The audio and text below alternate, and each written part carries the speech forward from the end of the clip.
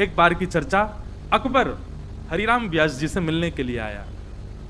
महाराज अकबर पे बड़ी कृपा है रसिक संतों की। जब अकबर को पता चली कि श्री जुगल किशोर ठाकुर जी प्रकट भये वृंदावन में और श्री हरिराम व्यास जी हैं, ये मधुकर शाह के गुरु जी हैं। मधुकर शाह की और अकबर की थोड़ी मैत्री थी, तो मधुकर शाह जी से भी उसने व्यास जी के बारे में प्रशंसा सुनी और सब बात जान करके वो एक बात को चित्त में लेकर के आया था। बहुत ध्यान से सुनिएगा। मधुकर शाह जी बार बार कहते हैं हमारे गुरुजी हरिराम व्यास जी वृंदावन बसते हैं, आप कभी दर्शन करके आना, कभी मिल के आना, आप वृंदावन जाते हो, श्री स्वामी हरदास जी से मिलते हो, हमारे गुरुजी से भी मिल के आना, ऐसी भावना रखते।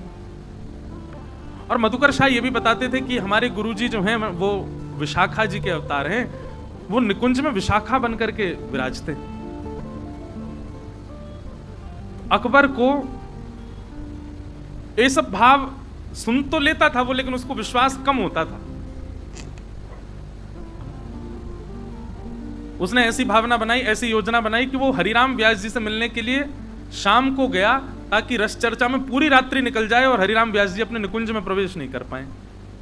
तब मैं देखूंगा विशाखा जी की सेवा होगी कि नहीं। और निकुंज में विशाखा जी की एक प्रधान सेवा है, क्या? पीक दान लेके रह में जब भी रास विलास होवे तो शामा शाम पान पाले में, तो जो आधो पान रहे आधो काम में आधो रह जाए वाकू विशाखा जी को पधरा देंगे, या करते करते रास विलास और खूब अधरामृत जब है जाए तो श्री विशाखा जी वाकू धारण करें। ये उनकी सेवा है। ये बात भी अकबर को पता थी कि इनको निकुंज में कौन सी सेवा प्राप्त है। अकबर सायंकालीन सत्र में गया और श्री हरिराम व्यास जी से जाकर के उसकी वार्ता हुई। अब अकबर बात बात पर ऐसे ऐसे तर्क प्रकट करे तो हरिराम व्यास जी विद्वान तो थे ही, अपनी विद्वत्ता से उत्तर देने में आते तो घंटों तक एक ही संशय का उत्तर देते। यह चर्चा करते करते करते करते भोर का सूर्य उदय होने वाला था, पूरी रात्रि निकल गई। बहुत ध्यान से सुनिएगा, पूरी रात्रि निकल गई चर्चा करते करते। और जैसे ही थोड़े थोड़े सूर्य उदय होने लगे, थोड़ी अंधियारी झरने लगी, तब अकबर ने कहा कि मैंने सुना है कि आप निकुंज में सहचरी हैं ठाकुर जी की, और उसमें भी आप विशाखा नाम की सहचरी हैं। तो विशाखा जी की सेवा तो पीक दान हाथ में रखने की है, और रात भर आप मेरे साथ रहे हैं, तो कल रात में रास बिहार नहीं हुआ। हरिराम व्यास जी मुस्कुरा करके बोले, देखो वृंदावन में तो नित्य विहार होता है, नित्य रास होता है। कोई सहचरी सखी की उपस्थिति या अनुपस्थिति से रास नहीं रुकेगा। ये वृंदावन है, यहां नित्य रास बिहार चलता है ठाकुर जी का। अकबर बोला, मुझे प्रमाणित करिए कि आप सहचरी हैं, आप निकुंज में विशाखा का अवतार हैं, और आपकी जो सेवा है, कल तो हुई नहीं, आप मेरे पास थे, तो उस सेवा का परिणाम क्या हुआ निकुंज में? मुझे जुगल किशोर जी का मंदिर दर्शन करना है अभी। और सत्य घटना है, अकबर और साथ में वहां जितने भी लोग सुन रहे थे रात भर की चर्चा, सब लोग उठ करके गए और जुगल किशोर जी का जो मंदिर था जैसे ही खोल करके भीतर प्रवेश किया, अद्भुत सुगंधी आ रही थी। अद्भुत सुगंधी से गमगमा रहा था पूरा स्थान। और तभी थोड़ा प्रकाश करके, कोई अग्नि प्रज्वलित करके, एक हाथ में मिसाल लेकर के भीतर जाकर के देखा तो पूरे जुगल किशोर जी के अंतःपुर भवन में पान कटे कटे पड़े हुए थे, और पान के भीतर भरने वाली जो सुगंधित वस्तुएं थी वो सब फैली हुई थी, और कहीं कहीं श्री जुगल किशोर जी का अधरामृत भी गिरा हुआ था। क्यों? क्योंकि विशाखा जी रात भर सेवा में नहीं थी, तो ठाकुर जी कहा करें पान खामे तो ऐसी धर दें, नहीं तो विशाखा जी होती तो पात्र में धारण कर लेती। ये दृश्य जब अकबर ने अपनी आंखों से देखा, नतमस्तक हो गया, श्री हरिराम व्यास जी को दंडवत प्रणाम किया। प्रणाम करके कहा, भगवान ये वृंदावन की रसिक त्रिवेणी, मैंने तीनों के दर्शन किए हैं, और मुझे इतना सौभाग्य का अनुभव होता है, भले ही मैं मिलेच्छ हूं, भले ही मैं आप लोगों की वाणी में मिलेच्छ हूं, भले ही मैं किसी भी जाति में हूं, पर मुझे आप लोगों का भाव साम्राज्य देख करके मन में भाव आता है कि मैं भी कभी सहचरी होता, मुझे भी ऐसे कोई गुण रास भाव मिलते। तो हरिराम व्यास जी ने जाकर के ये बात हरिदास जी को बताई, तो हरिदास जी बोले, भगाई दियो दारी के, रुकन मत दियो, क्योंकि रुक गए हो तो हमारे रस में भंग करेगो। राजा है, पूरे भारत को राज। ऐसी एक रस लीला सुनाई गई। अब एक एक मधुर हास्य विनोद प्रसंग आता है। अब बेटा इनका जमाई तो घर जमाई हो गया था, लेकिन इनके जो बेटी के सास ससुर थे विवाह के बाद वो मिलने आए। बहुत ध्यान से सुनो, समधी और समधन ये लोग मिलने के लिए आए अपने बच्चों से और वृंदावन दर्शन करने के लिए। आज महाराज जैसे ब्रह्म मुहूर्त में उठे, आप क्या देख रहे हैं कि तीनों बालक दौड़ भाग में लगे हुए हैं, पत्नी रसोई घर में बना रही है कुछ सामग्री। हरिराम व्यास जी बोले आज जुगल किशोर जी को बढ़िया राजभोग लगेगा। सुबह से सब लग रहे हैं आज क्या पकवान बनना है जुगल किशोर जी के लिए। अरे बताओ कुछ संतों को निमंत्रण दिया हूं मैं। पत्नी बोली नहीं नहीं, जुगल किशोर जी के लिए नहीं बनना है, संतों के लिए नहीं बनना है, तो वो बेटी के सास ससुर आ रहे हैं उनके लिए बना रहे हैं। वहीं से दिमाग चढ़ गया हरिराम व्यास जी का, बोले आन दो। और महाराज पद है हरिराम व्यास जी कह रहे आन दो। और लो मंदम मंदम जलधरा,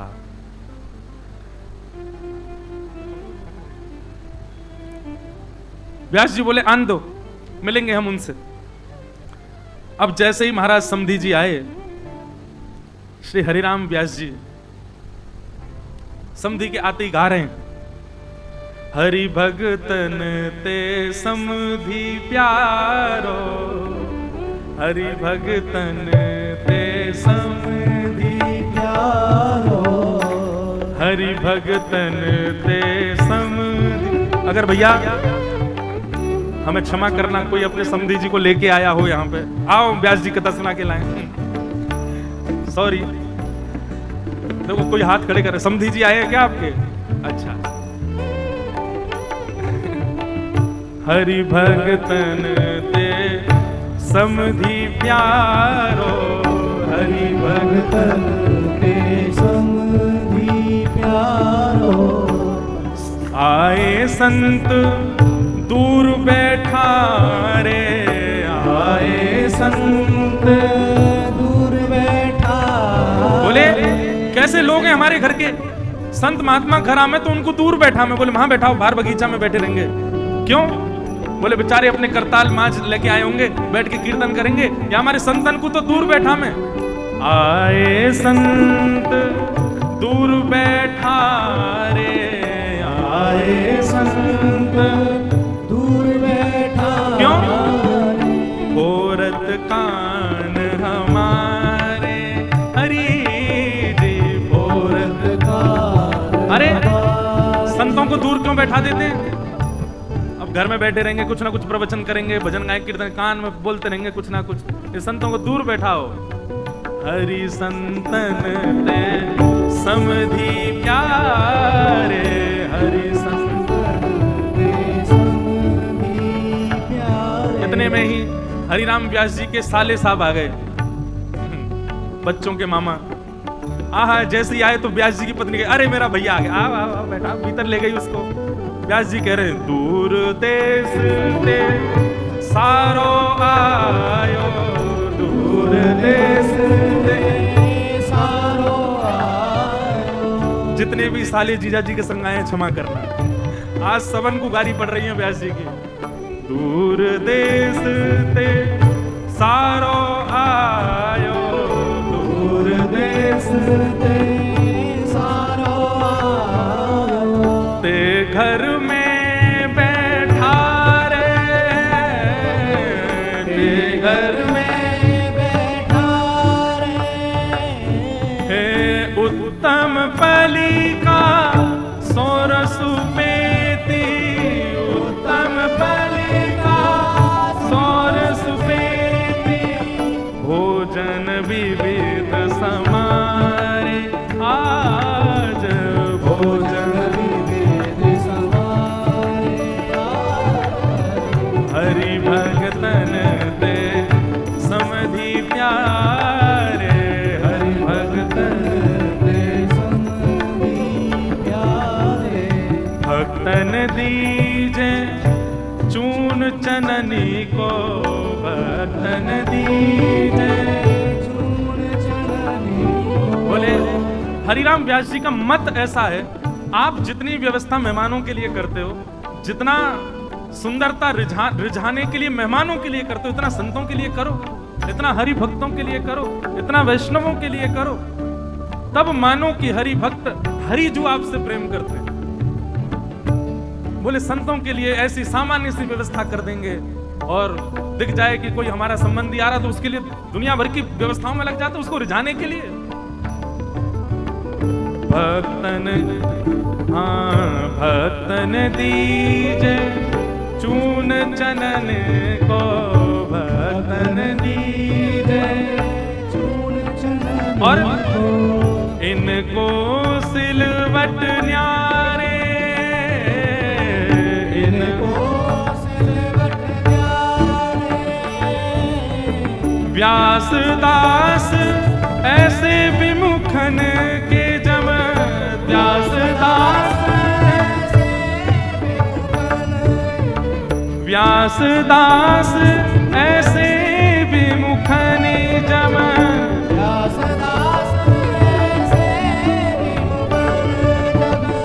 व्यास जी तो यूं कह रहे हैं कि भैया पाप करने वाले ही नरक में कढ़ाई में नहीं भूने जाते, ऐसे विमुख जन भी नरक के जमलोक की यातना भोगते हैं। संत महात्माओं को, वैष्णवों को तो कुछ नहीं पूछते और अपने संसारी लोगों को रिझाने के लिए दुनिया भर की व्यवस्था करते हैं। व्यासदास ऐसे विमुखनी जम, व्यासदास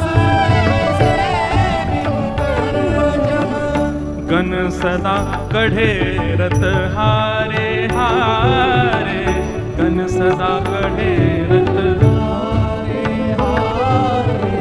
हरि भगतन ते समधि प्यारे, हरि भगतन ते समधि प्यारे, हरि भगतन ते समधि। व्यास जी महाराज कहने लगे भैया इतनी व्यवस्था तुम उनके काजे कर रहे हो, जुगल किशोर जी को भजवे बारे इनके काजे, तुम्हारी कमर में दर्द है जाए, सिर में दर्द है जाए, आलस आ जाए, हरि विमुखन के लिए इतनी सेवा कर रहे हो। इतनी सेवा यदि हरि भक्तन की करी होती तो जम लोक से बच जाते। समधी जी आए लेकिन व्यास जी माने नहीं, फिर भी आपने हरि भक्त बुला ही लिए, संत जन बुला लिए। अब जैसे ही महाराज प्रसाद पावे बैठे तो एक पंक्ति में तो सब संत बैठे हैं और एक पंक्ति में सब बेटी के ससुराल वाले बैठे हैं। संतों वाली पंक्ति में हरिराम व्यास जी बैठे हैं।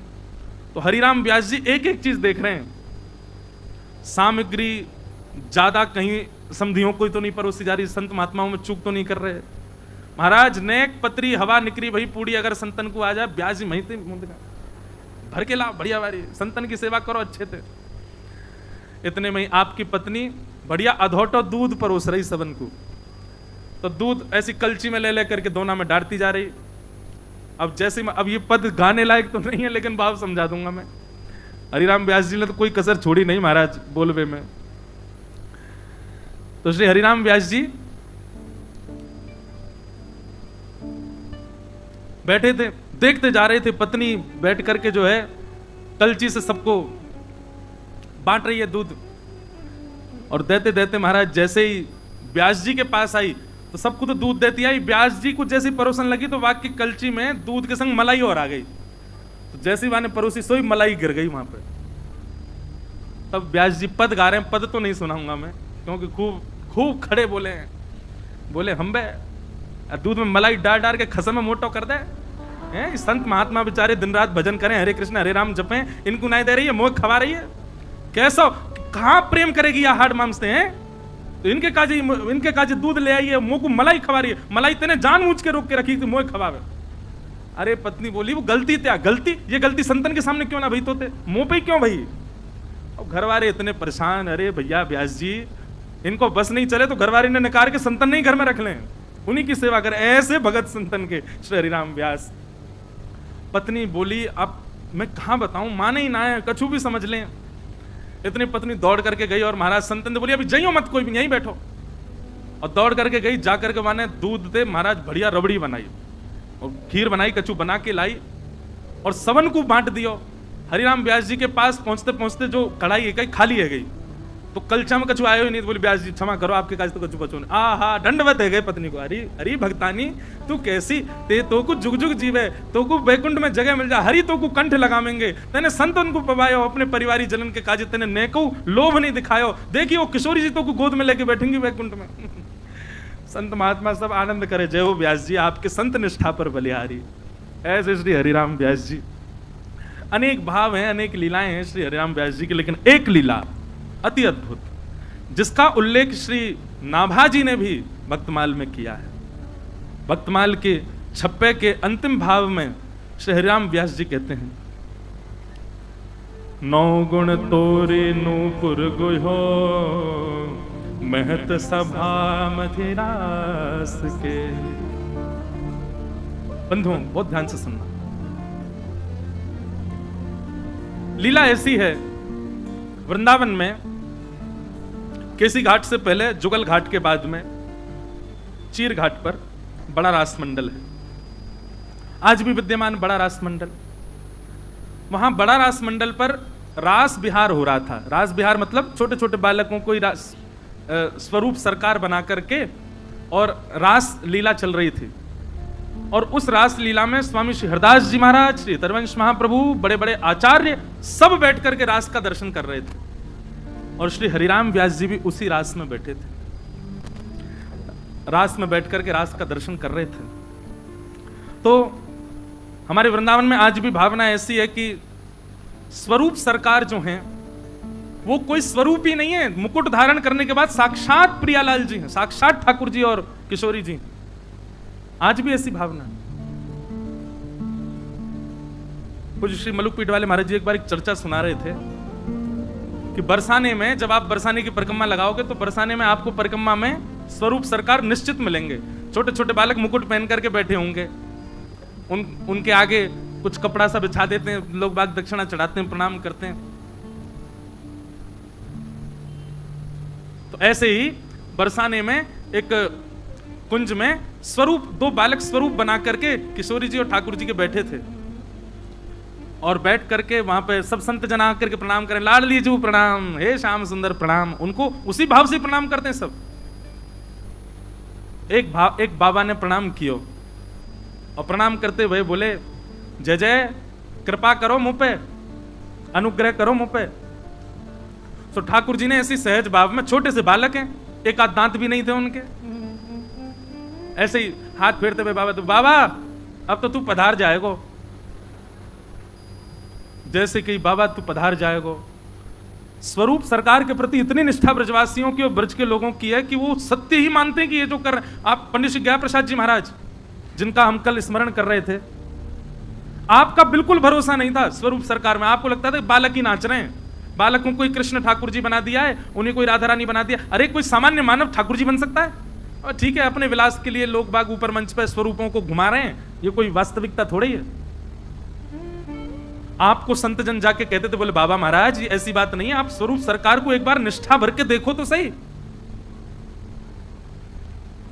बाबा बोले ठीक है। एक दिन रासलीला में श्री पंडित गया प्रसाद जी महाराज बैठे थे और आपने मन में भावना की, यदि वास्तव में कृष्ण हैं तो लीला करते करते एक अमरूद उठाएंगे, झूठा करेंगे और अपना उच्छिष्ट स्वयं अपने हाथ से मुझे खिलाएंगे, तो मैं मानूंगा कि ये वास्तव में श्री कृष्ण है। रासलीला चल रही है मंच पर और बाबा पीछे बैठे हैं। अब जैसे आप लोग भी कुछ सामग्री लाते मंच के किनारे रख दे, ऐसे किसी ने आकर के अमरूद रख दिए।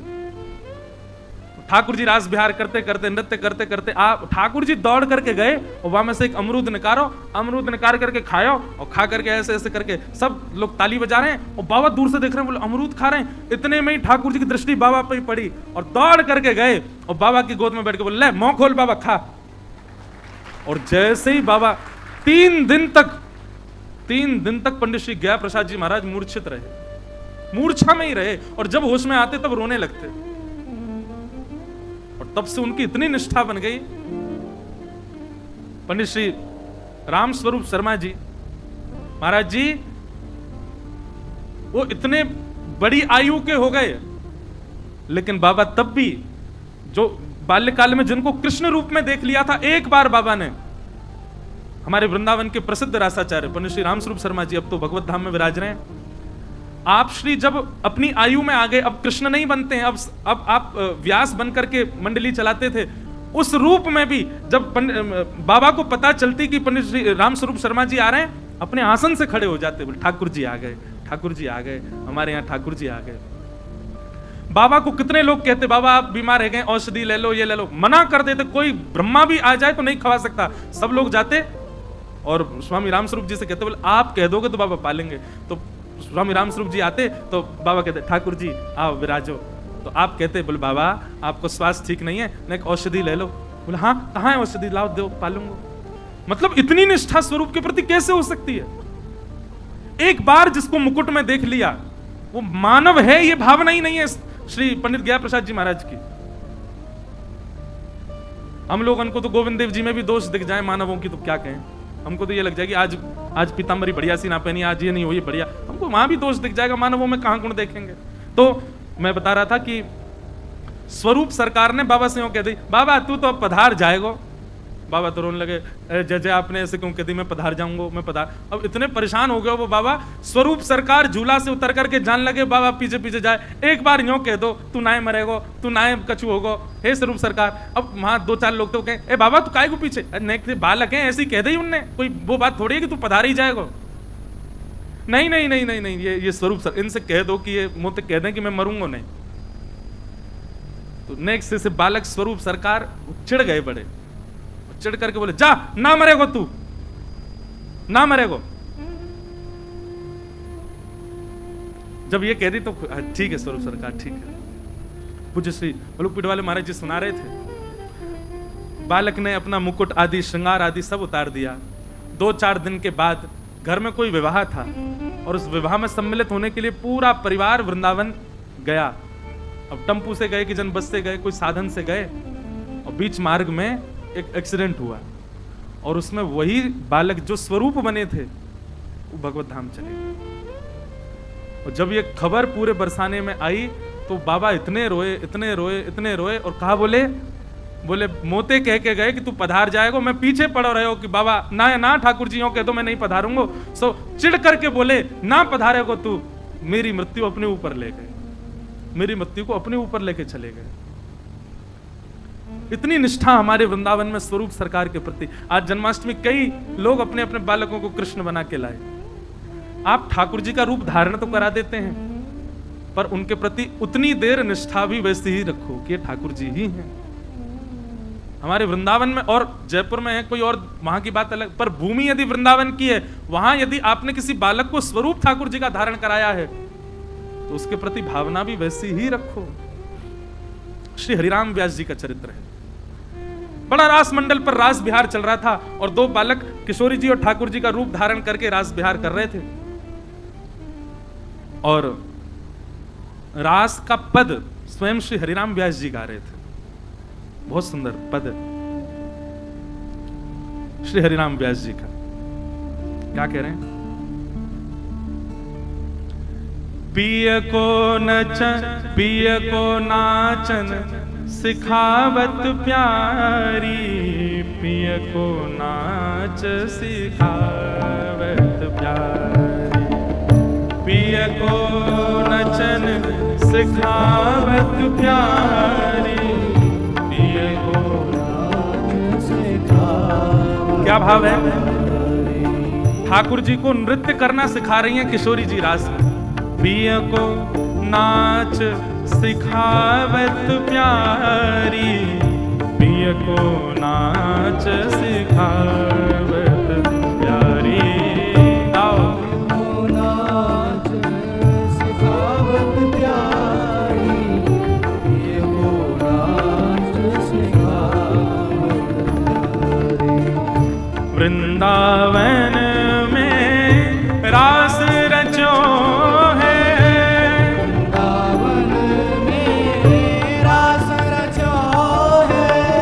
वृंदावन में रास रचो है, वृंदावन में रास रचो है, शरद चंद उजियारी, हाँ शरद चंद उजियारी, ओ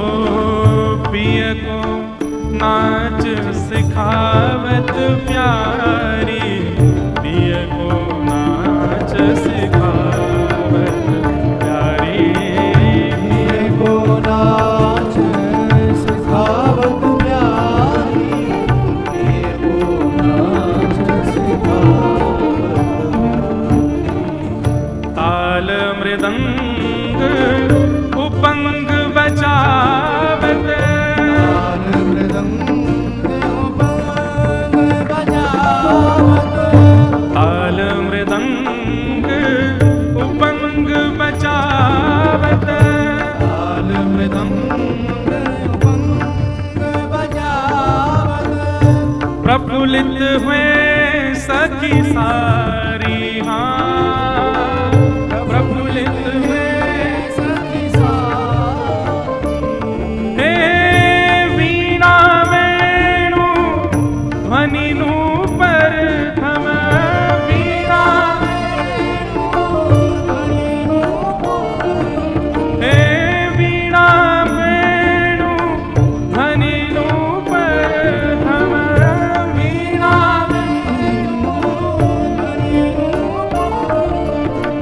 खग मृग दशा विशारी, हाँ खग मृग, मानवों की तो क्या कहें, ऐसे रास को देख करके खग मृग भी अपनी दशा भूल गए हैं। व्यास जी वर्णन कर रहे हैं, मान गुमान लकुट लिए थाड़ी, मान गुमान, मान गुमान लकुट लिए थाड़ी।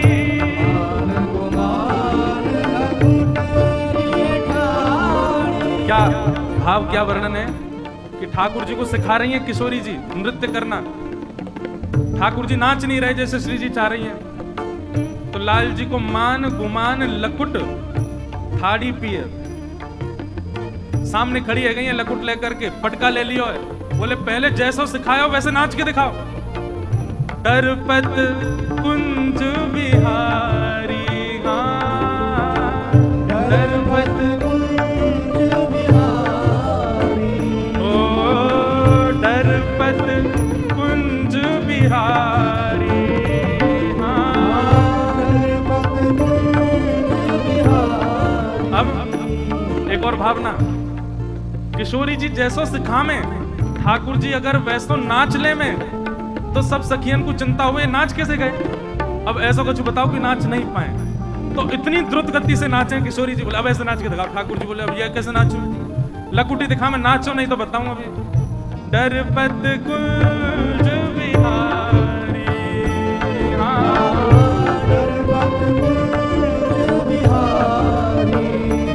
हे व्यास स्वामिनी की छवि निर्गत, व्यास स्वामिनी की छवि निर्गत, हे व्यास स्वामिनी की छवि निर्गत, व्यास स्वामिनी की छवि निर्गत।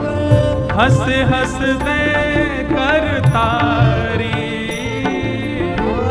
हंस हंस दे कर तारी, ओ हंस हंस दे कर तारी, हंस हंस दे कर तारी।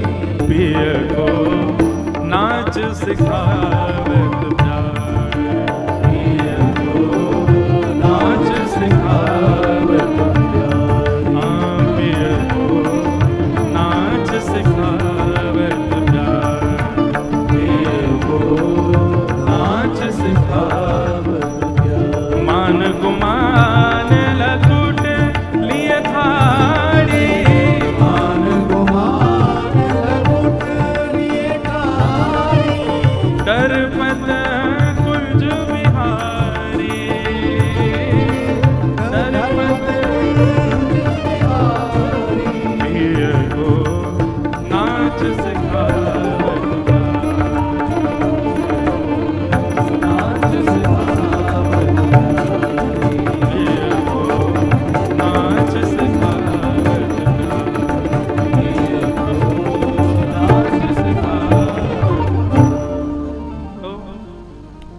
रास बिहार चल रहा था बड़ा रास मंडल पर, और ठाकुर जी को रास सिखा रही हैं, नृत्य करना सिखा रही हैं श्यामाजू।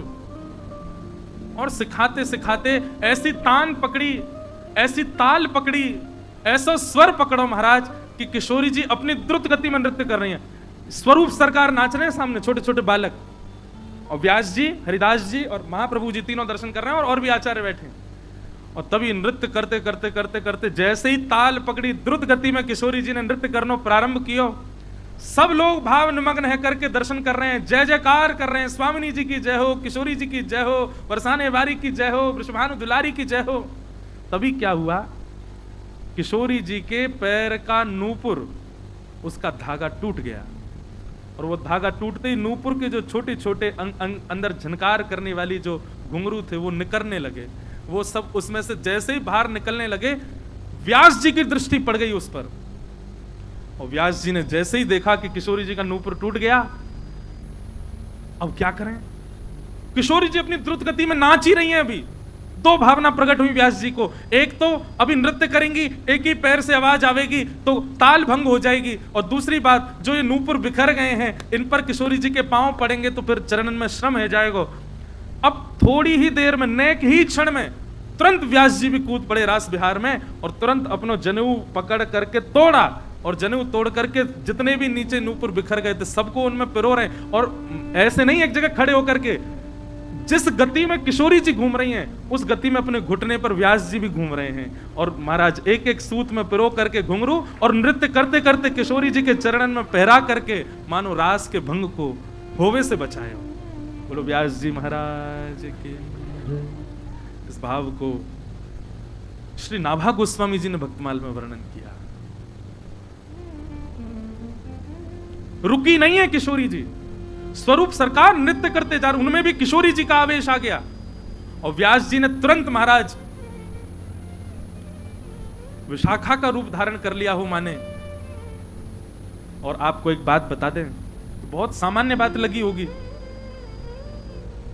पर एक ब्राह्मण का जनेऊ टूट जाना शास्त्रों में इसकी कितनी बड़ी पाप की योजना बताई है, क्या बताएं। अगर कोई ब्राह्मण द्विज है जो जनेऊ धारण करता है और उसका जनेऊ यदि टूट जाए तो ऐसा शास्त्र आज्ञा करते हैं उसको जहां जनेऊ टूटा वहीं तो खड़ा हो जाए, ना तो चले और ना बोले, वहीं खड़ा रहे। वहीं खड़ा रह करके जब तक श्रावणी में सिद्ध हुआ जनेऊ ना आ जाए और उसको गायत्री उपासना करके सूर्य उदय के समय पर सूर्य को प्रणाम करके ना धारण कर ले, तब तक बोलना भी मना है, चलना भी मना है ब्राह्मण को। 9 सूत का धागा जनेऊ में होता है, उसको धारण करते हैं। 3 प्रकार के ऋण होते हैं, देव ऋण, ऋषि ऋण, पितृ ऋण। अब ज्यादा व्याख्यान उसकी नहीं करनी, ज्यादा वेदजन्य बातों में नहीं जाना है, पर जनेऊ का टूट जाना एक ब्राह्मण के लिए अति अति चिंतनीय बात होती है। पर एक तो होता है टूट गया और एक होता है तोड़ा गया। तोड़े गए जनेऊ के लिए तो गौ हत्या सम पाप लगता है। अगर कोई तोड़ दे अपने हाथ से पकड़ करके तो बहुत पापजन्य होता है ब्राह्मण के लिए। लेकिन हरिराम व्यास जी ने तो रास में भंग ना हो अपना जनेऊ तोड़ करके उसमें सारे नूपुर पिरो करके तुरंत किशोरी जी के चरणों में बांधते, नृत्य करते करते बांधते हुए रास को पूर्ण कराया। अब निकुंज रस के उपासकों को तो यह बात समझ में आ गई थी, वे सब तो व्यास जी को वंदन करने लगे। पर वहां बैठे हुए वेदज्ञ और बड़े बड़े ब्राह्मण सब बोले, व्यास जी आपने क्या किया, आपने जनेऊ तोड़ दिया अपना, आपको पता कितना बड़ा पाप लगा है आपको आज। अरे जनेऊ का पहला धागा जो होता है वो प्रणव को विद्यमान रखता है, वेदः प्रणव एवाग्रे। अरे वेद देवता ना जाने कौन कौन जनेऊ में विराजमान होते हैं, आपने तोड़ करके एक ऐसे चरणों में पहना दिया। हरिराम व्यास जी कहते हैं, भैया पहले मैं अपनी विद्वत्ता को ढो रहा था सिर पे, वृंदावन आकर के मैंने उसका त्याग कर दिया। अपनी विद्वत्ता की पराकाष्ठा से कितनों को हराया उसके प्रमाण ढो रहा था। श्री हितरवंश महाप्रभु के चरणों में आकर के जमुना जी में विसर्जित कर दिया। 5 बैलगाड़ियां भर करके ग्रंथ धो रहा था साथ में, वृंदावन आकर के उनका भी त्याग कर दिया। परिवार को ढो रहा था, उनका भी त्याग कर दिया। सब कुछ त्याग करता गया मैं युगल श्यामा श्याम के लिए। केवल एक सूत्र के रूप में ब्रह्मत्व ढो रहा था बहुत दिनों से, ये ब्राह्मणत्व ढो रहा था मैं अपने ऊपर, सब चीज से निवृत्त हो गया, ज्ञानी नहीं हूं, ओरछा का कुलगुरु नहीं हूं, किसी का पति, किसी का पिता, किसी का पुत्र नहीं हूं, हरिराम व्यास महान विद्वान नहीं हूं, सब भूल चुका। एक चीज रह गई थी, क्या? ब्राह्मण तो अभी भी हूं, क्यों? जनेऊ पहन रहा था। कोई निंदा नहीं है, इसको अन्य पक्ष में मत ले जाइएगा, ये रस चर्चा है। हरिराम व्यास जी बोले ब्राह्मणत्व ढो रहा था अपने तन पर धारण करके, परंतु आज वो ब्राह्मणत्व टोर करके भी श्री जी के चरणों में अर्पित कर दिया, किशोरी जी के चरणों में बांध दिया। और भैया तुम ब्राह्मणत्व की क्या कहते हो? ये पंडित जी महाराज 9 सूत्रों की व्याख्या कर रहे थे, एक में प्रणव है, इसमें देवता हैं, इसमें ऋषि हैं, इसमें ये हैं। अरे इन लोगों की इतनी क्षमता नहीं कि किशोरी जी के चरणों में कभी पहुंच जाएं, परंतु आज एक सदगुरु की कृपा से, एक वृंदावनवासी के अनुग्रह से ये 9 के 9 के सूत्रों में विराजमान जितने भी वैदज्ञ हैं वे सब भी किशोरी जी के चरणाश्रित हो गए, सबको किशोरी जी के चरण में बांध दिया। इतने में ही स्वामी श्री हरदास जी आए, बोले भैया ये निकुंज के उपासक हैं, इनको ज्यादा ज्ञान मत दो, ये निकुंज की चर्चा में प्रविष्ट हैं, वहां का भाव अब अगर आप जाएंगे, अब इस पर कई लोग विवाद कर सकते हैं, पर यह विवाद का विषय ही नहीं है। हमारे वृंदावन में हरिदास जी जो हैं वो ना तो शिखा रखते हैं, ना जनेऊ धारण करते हैं, नहीं करते, किसी भी रूप में श्यामा श्याम के प्रेम से विलग कोई स्थिति हमको नहीं चाहिए। हम केवल उनके हैं, वो हमारे हैं, हम उनके रस विलास में रहें, हमारे पास कोई मत आओ, कोई मत मिलो, हमको मत बताओ क्या करना क्या नहीं करना, वे केवल और केवल। अब हम तो ये भी कह रहे हैं आज जन्माष्टमी है, नहीं मना रहे वहां जन्माष्टमी, उनको तो ये है कि हमारे श्यामा श्याम अजन्मा, हमारे ठाकुर जी अजन्मा, उनको कोई जन्म ना होवे। आज के दिन एक आचार्य प्रकट हुए, उनकी बधाई गाई जा रही होगी, हैं? वृंदावन देव जी, पीताम्बर देव जी आचार्य भाई, उनका उत्सव मन रहा होगा। राधाष्टमी के दिन स्वामी श्री हरदास जी का उत्सव मनेगा, क्योंकि उनका तो भाव। तो इसलिए वहां की रस चर्चा, तो मैं कह रहा था ना, मैं यहां प्रवेश ही नहीं कर रहा रस चर्चा में, तो वहां चले जाएंगे तो कई वेदों की बात उल्टी हो जाएंगी, कई शास्त्रों की बात उल्टी हो जाएंगी, कई प्रमाणित बात उल्टी हो जाएंगी। प्रेम ने दिया कि सदा उल्टी बहे धार, कौन पावे आंखों पार, प्रेम ने दिया कि सदा उल्टी बहे धार। फिर एक बहुत सुंदर चर्चा के बाद में स्वामी श्री हरिराम व्यास जी का निकुंज गमन बताएंगे। आपके 3 पुत्र थे, राजदास जी, विलासदास जी और किशोरदास जी, 3 पुत्र थे। तीनों पुत्रों को आपने सामने बैठाया, अब आपकी आयु हो चुकी, अच्छा ऐसा वर्णन है 102 वर्ष की आयु में निकुंज में प्रवेश किए श्री हरिराम व्यास जी। तो आप श्री ने अपनी संपत्ति का विभाजन किया, एक तरफ तो अपना धन धान्य और घर परिवार और जमीन जायदाद को रखा, एक तरफ अपने जुगल किशोर जी ठाकुर जी को विराजमान किया, और एक तरफ अपनी माला, अपना तिलक, अपना भजन प्रदान किया। तीनों पुत्रों से कहा, तीनों में से जिसको जो रुचि कर ले जाओ, एक को संपत्ति मिलेगी, एक को जुगल किशोर जी मिलेंगे, और एक को केवल मेरी माला जप की मिलेगी, कंठी मिलेगी, मेरा तिलक मिलेगा, मेरा जो भजन है इसके आगे वो करेगा, ये संपत्ति में मिलेगा। अब तीनों सोच लो क्या करना है। तो आपके बड़े पुत्र राजदास जी जो थे, उन्होंने संपत्ति को ग्रहण किया, संपत्ति, घर गृहस्थी और पूरा धन धान्य आपने लिया। आपके दूसरे पुत्र विलासदास जी जो थे, उन्होंने जुगल किशोर जी की सेवा को ले लिया, और आपके तीसरे पुत्र जो हैं किशोरदास जी, उन्होंने अपनी झोली फैला करके कहा, पिताजी आपकी कंठी माला, आपका तिलक और आपका भजन मुझे प्रदान करो। तो हरिराम व्यास जी बोले, तुमको ऐसा तो नहीं लग रहा है कि बड़े पुत्र हैं इसलिए उनको संपत्ति दे दी, ये मझले पुत्र हैं इसलिए इनको जुगल किशोर दे दी, तुम्हारे बट में केवल मेरा भजन आया और कुछ नहीं आया? तो जुगल किशोर जी बोले पिताजी, यदि आप पहले मुझको कहते कि तुम छोटे हो, तुम पहले मांगो, मैं तो भी आपका भजन ही मांगता, तो भी मैं आपका कीर्तन ही मांगता, आपकी जीवन भर की साधना ही मांगता, मैं जुगल किशोर जी की सेवा भी नहीं मांगता, मैं संपत्ति भी नहीं मांगता, आपका जो भजन है, आपका जो चिंतन है, आपकी जो मानसी है, मुझे वही चाहिए। इस बात से इतने रीझ गए श्री हरिराम व्यास जी, तुरंत आपने जुगल किशोर पुत्र का हाथ पकड़ा और उनको लेकर के निधिवन राज गए, और निधिवन में श्री स्वामी श्री हरदास जी महाराज विराज रहे थे। देखो कितना सौभाग्य है श्री हरिराम व्यास जी का, दोनों तरफ रहे, ये हित प्रभु के भी सेवक रहे और श्री स्वामी श्री हरदास जी महाराज के भी सेवक रहे। आपने अपने पुत्र जुगल किशोर को पकड़ करके, हाथ उसका पकड़ के ले गए और ले जा करके श्री निधिवन राज में अपने पुत्र को कहा, अब आप स्वामी जी की शरणागति ग्रहण करो। बहुत ध्यान से सुनिएगा। स्वामी श्री हरदास जी महाराज ने कहा, जमुना स्नान करके आओ। जुगलदास जी, किशोरदास जी स्नान करके आए और आकर के आपने उनको मंत्र पढ़ाया, गले में कंठी बांध करके, और उनको युगल मंत्र की दीक्षा दे करके हरिदासी बनाया और आज्ञा की, आज जुगल घाट पे जाओ और रात्रि में जाके शयन करना और कुछ अनुभव होगा। और श्री हरिराम व्यास जी को कहा, आप भी अपने पुत्र के साथ में जाओ। आप दोनों जुगल घाट पर गए और वहां जाकर के रात्रि में आपने विराजमान होकर के शयन की भावना रखी। तभी दोनों पिता पुत्र को वेणु की ध्वनि सुनाई देने लगी, नूपुरों की छम छम आवाज आने लगी। हरिराम व्यास जी बोले, बेटा तुझे सुनाई दे रही है, वेणु की मधुर ध्वनि सुनाई दे रही है, सुंदर छम छम आवाज आ रही है नूपुरों की। बोले, जी पिताजी मैं सुन सकता हूं, सुन पा रहा हूं।